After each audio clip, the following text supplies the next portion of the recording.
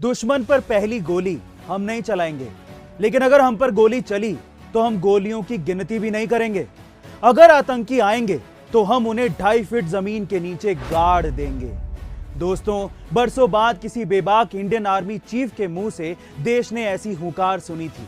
यह हुंकार थल सेना, जल सेना और वायु सेना के प्रमुख जनरल बिपिन रावत की थी। सीडीएस बिपिन रावत सिर्फ एक नाम नहीं थे, बल्कि इंडियन डिफेंस फोर्स की वो मिसाल थे जिन्होंने इंडियन आर्मी को एक ऐसी कड़ी में जोड़ा था कि हिंदुस्तान का हर दुश्मन हिंदुस्तान का नाम सुनते ही कांप उठे। लेकिन दुख इस बात का है कि वो बेबाक आवाज और पराक्रम के लिए विश्व विख्यात भारतीय सेना की ताकत सीडीएस बिपिन रावत आज हमारे बीच नहीं रहे। दरअसल तमिलनाडु में एक हेलीकॉप्टर हादसे में सीडीएस बिपिन रावत और उनकी पत्नी मधुलिका रावत समेत 13 लोगों का निधन हो गया। इसी घटना के बाद देश में दुख की लहर है। लेकिन इसी बीच सीडीएस बिपिन रावत के गुरु कर्नल बर्मन का कहना है कि बिपिन रावत सेना के सर्वोच्च पद पर थे। उनके कार्यकाल में सेना ने इतिहास की 2 बड़ी सर्जिकल स्ट्राइक्स की थी।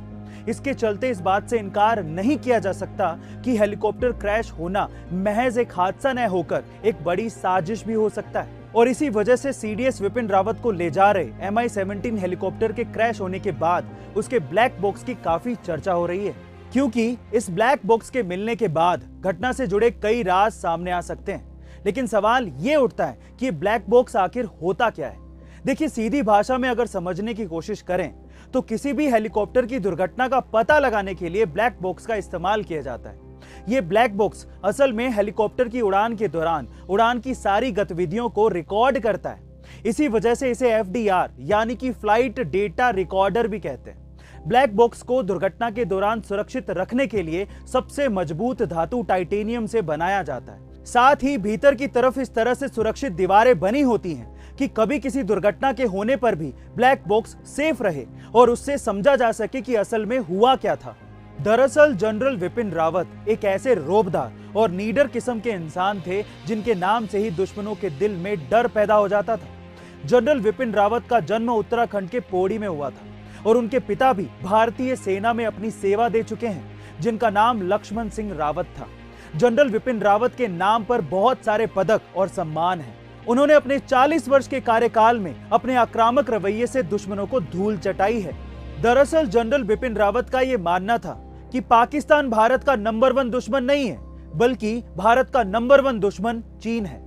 भारत को आने वाले समय में 2 मोर्चों पर दुश्मनों का सामना करना पड़ सकता है, क्योंकि चीन सुपर पावर बनना चाहता है और इसके लिए वो दक्षिण एशिया और हिंद महासागर में अपनी पकड़ मजबूत कर रहा है।